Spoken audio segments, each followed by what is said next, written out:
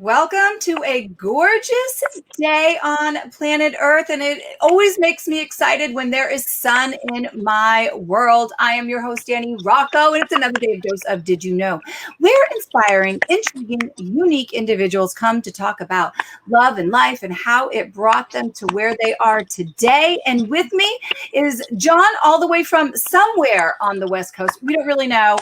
He's like the traveling man at this point in life. But John, how are you?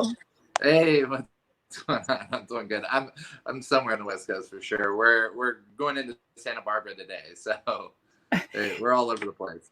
But don't blink because he will be gone in a moment. But before we get started, to find out kind of why this man is like the traveling man, we don't know where he is on the West Coast. Tell the world a little bit about who you are, John. Hey, so those of you that haven't crossed paths with me yet, hey, what's up? Nice to meet you. Take some time. It's going to take some time to catch up. I'm a Marine combat. Originally from Kentucky. I'm living out in the West Coast right now, doing about everything that you can put your mind to.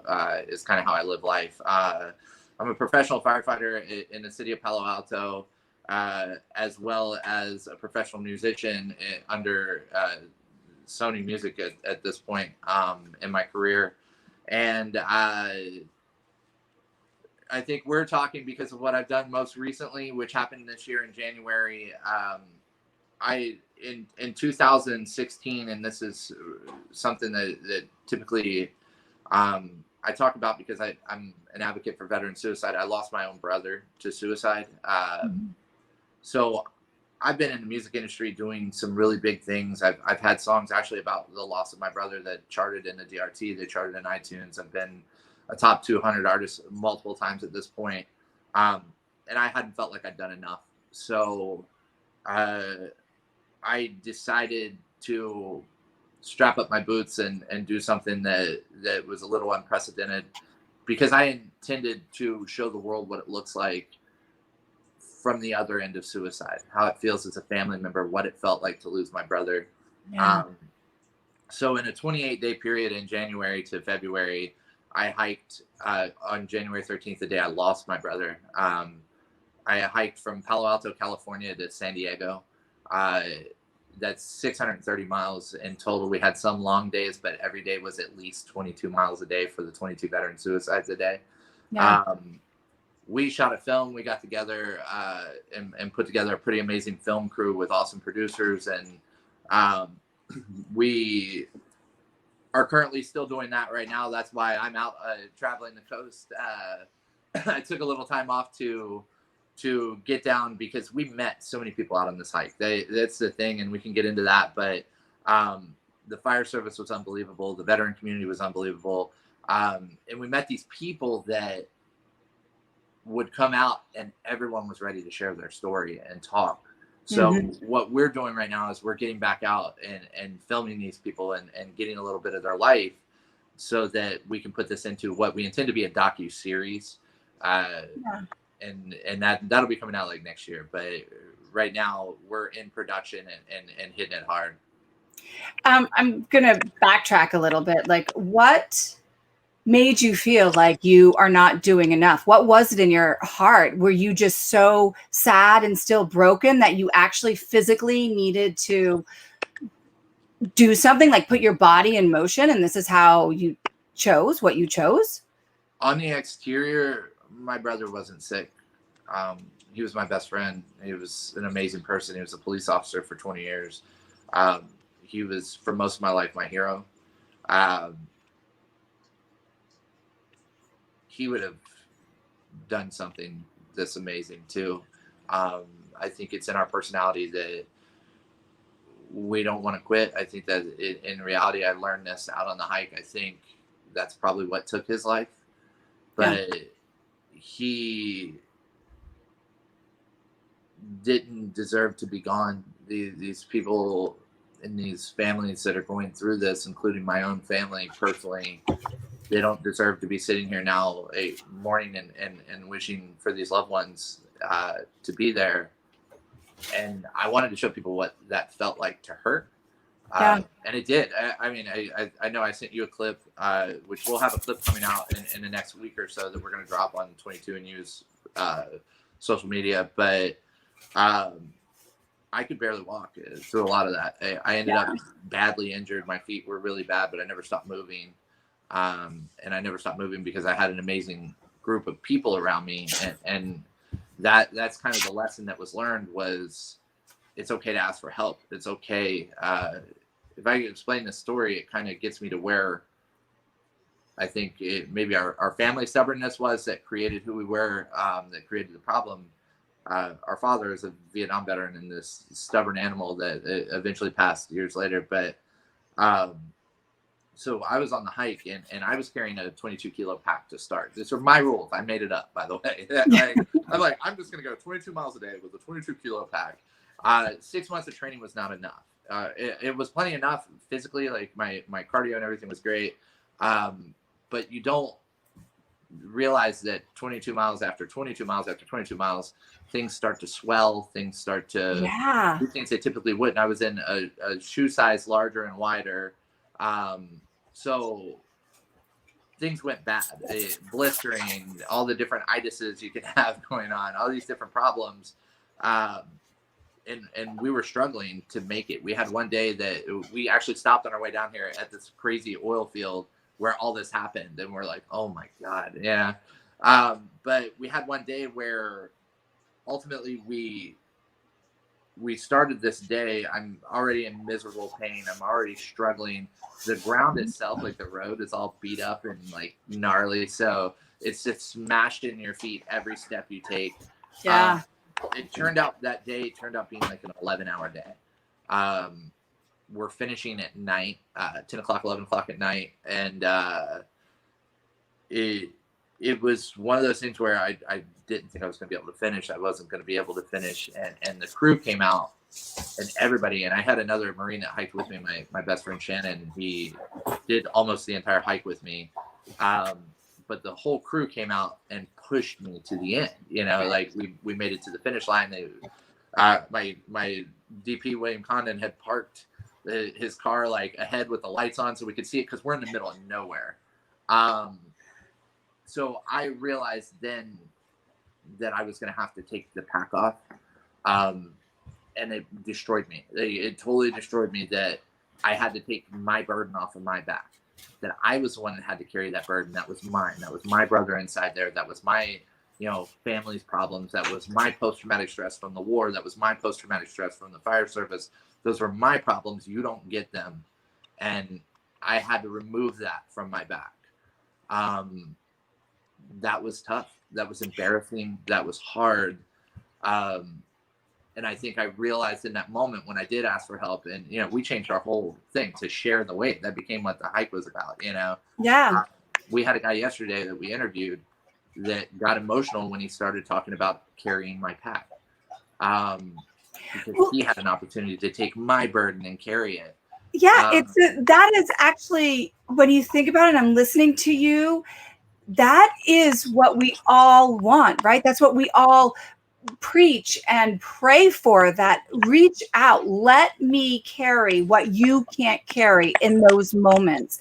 And you had such a great visual and really from your heart, like you had to physically take it off, everything that you've put, all those emotions, all of those people, all of that pain in a physical pack and give it. You represented exactly what we are praying for every day.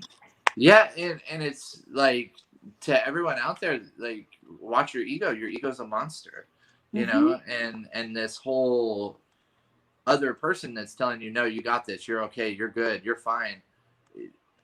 You don't have to be. Like, that's the whole thing. You don't have to be. The moment I took the pack off my back, the day I took it off the back, first of all, and I admit 1,000%, I was embarrassed. My coordinator that runs that was running the whole route calls me and he's like, hey, I don't remember what town it was. Their fire department wants to meet you and escort you. And I'm like, absolutely not. No, I'm not carrying the pack right now. I don't want anyone to see me like this. Like, this is the worst thing ever. No, that's not happening. And he's like, yes, it is.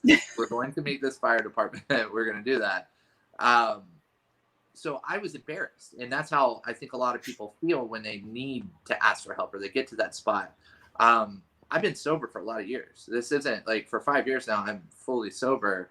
That's not even enough. I still had my ego, and my ego was still a monster, and it was still fighting out there. And I was going to kill this entire operation, which completely was helping people, is helping people, still is helping people. We're interviewing people today that we met well after that point that I would have ended up having to quit. Right. The moment I took the pack off, I started to heal. My feet actually physically started to heal. I had 2 fully degloved pinky toes. I don't know if you know what a degloving is. That's when all the skin and everything comes off. One was too. I could live without ever knowing what that is. Just saying. Demolished. If you want to go really far back on 22 and Youth's Facebook, you can see some of that. The worst stuff that you can imagine happening. And every day we got up and we walked, and every day we got up and we walked. But I realized I could keep walking if I didn't have to carry all the weight. And that was the biggest life lesson I've ever learned. And and I hope that when this film comes out and we spread this to the whole world, that we really give people an opportunity to realize that it's okay to ask for help. Yeah. Like you were talking about your ego, it's there for a purpose. Like, we are blessed with an ego for a great purpose, but we so many times let our humanistic behavior take it over. And then we think we are way too tough. We are way too cool. This is not, I'm the protector. I'm the one that's always handled things. And we let it destroy us. What is supposed to protect us, we just let it bring us to our knees. And wow, for you to basically get smacked in the face. What a lesson. What a gift that you have now.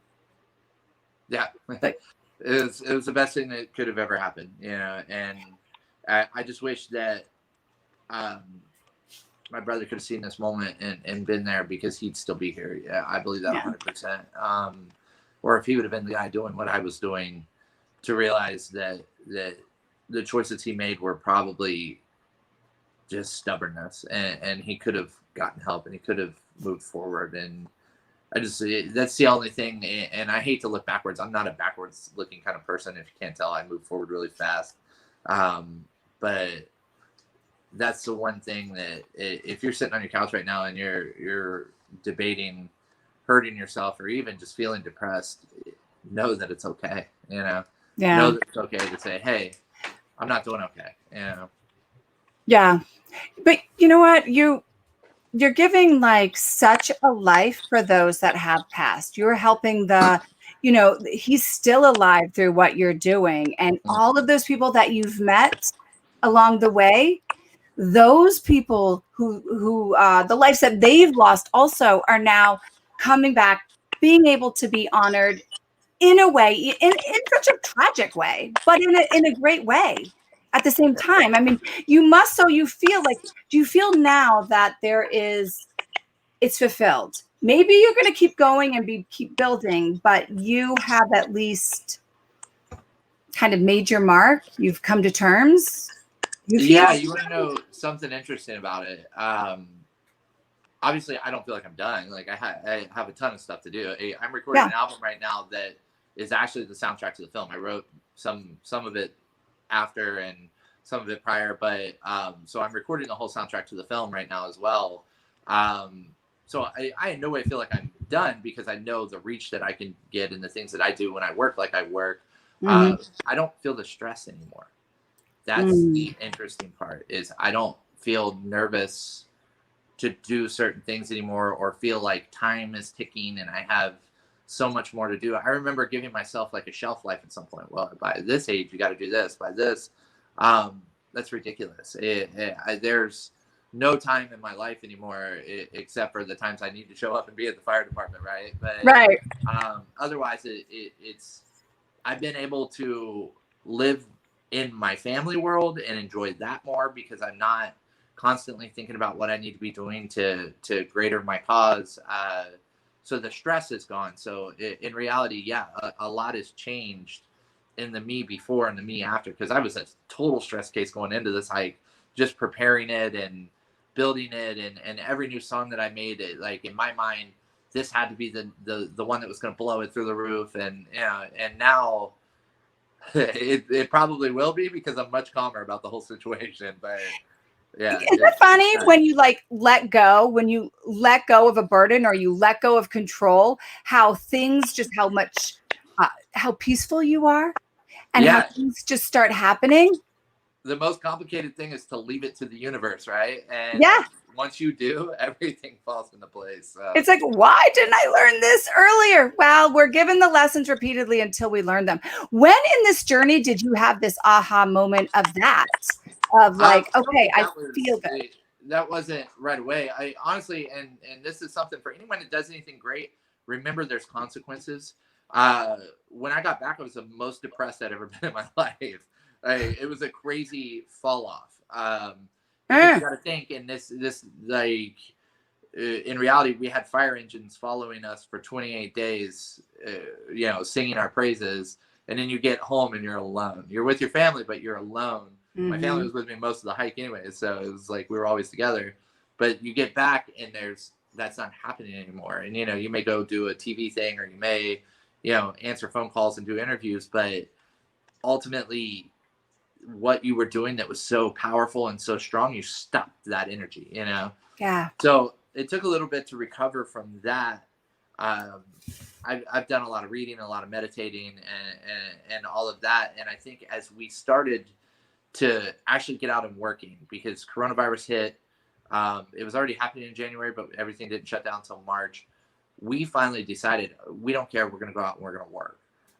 So once we started hanging out with these families and spending time with them, hearing their full stories about their brothers they lost from suicide, their battles that they had fighting Syria, all these crazy different stories.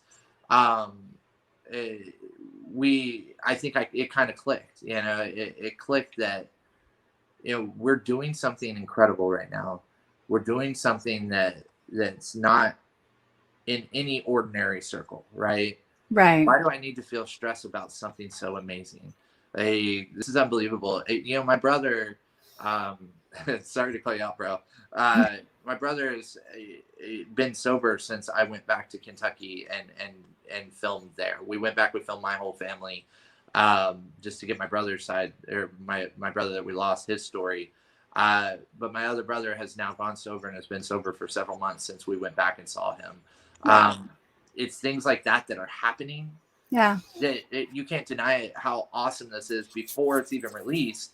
Why do I need to stress out about that? So life is just, it's a different pace for me now, and it feels amazing. Yeah. Well, when you caught your ego is what you did, because stressing out about it, worrying, how are people going to affect, how am I going to get out there? That's your ego saying, like, how big can I get this? Did I not do enough? So you caught yourself, I don't know if you know that or not, but you caught you caught it. You put it in check. Yeah. So good for you. Yeah.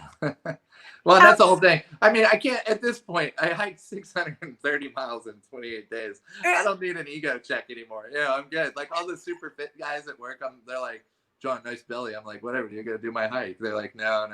It's like, So, I don't need any ego stuff on that world for sure. But you're right. We caught it, and mine is a scary ego. It's aggressive. It wants to work. It pushes people out of my life, because if someone's not moving at the pace I was moving at, get out of the way. I've got things to do. I don't feel like that anymore. And William and I have taken our time out shooting and filming, and that's been phenomenal. I've been in the studio with Pat from Pacific Records, working our work up, and we've taken our time, and that's been phenomenal. So it seems like things are actually finishing quicker and better, just with no need for pace, Right. And along the way, were there, I know you have a nonprofit. Were there other nonprofits that you supported? Did other people come out? So we worked with the Iverson Foundation, which Ashley Iverson is amazing. Her husband Corey Iverson died in the Thomas fire that I was actually on that fire. and she's doing some incredible things for firefighters and post-traumatic stress. We worked with Project Unbreakable, Adaptive Vet, and Save the Brave. So those different organizations, we raised money as we went, and then we split that money up and gave that out to them, and we kept half of it for the film fund. But so they were out and supportive. They helped us on social media. I think everyone from every organization came out and hiked at some point. And some of these organizations are from across the country, you know, coming from South Carolina to come hike with us and coming from Texas to come hike with us. So it was pretty incredible. The whole thing, being able to help these organizations out and do that. And then we intend to work with all these people moving forward. Right now, 22andU Foundation it's an LLC for the film. That's how it works. That's just, I didn't know these things work that way. I'm in a whole new world. Learn as you go. Yeah. Be ignorant, learn as you go. But we're going to continue to do positive things for the community. And obviously we're still raising funds for Post. We're going to be working with 3 branches, which those guys over there, Dave Neese right now is shooting The Gift, which is about Jason Dunham, phenomenal film. And then Vince Vargas Rocco is going to be, he's part of 3 branches. So we've got a really great team that is going to be working on the back end of this. And right now, William Condon and me and Willie are out just getting it done, you know, so it's exciting. Well, I love that you have that collaboration heart, because when somebody thinks like it's their way and this is going to solve the world, it's not. It's not. That guy died on the hike. Yes, that is definitely a good thing. Before I let you go, I want to talk like about your soon-to-be wife. How was that support? I mean, the focus that you must have put into you, and you said that, you know, your family was there with you. How did that happen? Was that kind of, were there moments of stress? Was it complete, or did they just go into the mindset of, we are giving you this and we are going to lift you up no matter what? I mean, a little bit of both. She is incredible. She's a firefighter in San Francisco, so she's kind of a superstar herself. She, from the beginning, when I came up with the concept and was like, okay, I'm going to take this leap, she was like, jump, baby, you got it. You know, and she's seen my music career and what it's done. And I knows that if I take something on, I'm doing it. So that was tough, just the training, right? Because I'm hiking up to 15 miles a day just in preparation. Sometimes it's 8 miles, sometimes it was 5, you know, but that's several hours a day that I'm gone. Yeah. So that was kind of a tough part, I think, prior to.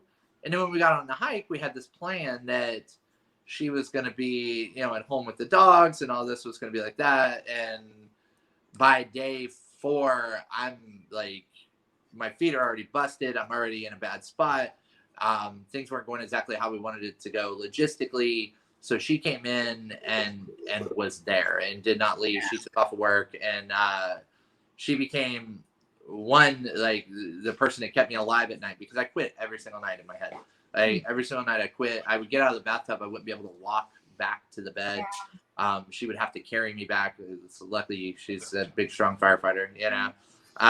And then ultimately, she kind of took over logistic coordination and getting us places to stay. And we called her plates and beds. So she handled all that. Were you engaged at this point, or did you become engaged on the hike? So I proposed at the very end of the hike. When we finished at the midway, I proposed on the stage at the end of everything. So was that part of your plan? Yeah, I bought the ring with that intention. What's funny is she thought I was going to propose in Christmas, and I didn't. So she had kind of like given up on that I was going to. Great. And I kept John, saying, you suck. The hike's over. Yeah, and I literally meant directly after the hike was over. So, yeah. That is pretty cool. Oh my goodness. John, thank you for sharing your story not here and with the world. And I cannot wait for this doc series to come out and hear about the lives you touched, not just your journey, but the ripple effect of what your journey has or is creating, because it won't stop with this, right? Yeah. Everybody that hears about it or sees it, it I have a sense that it's going to be something larger and better than Yeah, ever every time imagined. I see some clips and we get something edited up, I'm like, oh my goodness, So, Yeah. um, if we accomplish half of what I've already felt in my soul that we've accomplished, we're going to be monsters. Yeah. So, uh, go to 22andU.net. Check it out. Like, catch up on everything because we've done a ton of different stuff since we've got back from the hike. There is a place to go donate. That's helping us finish this film right now.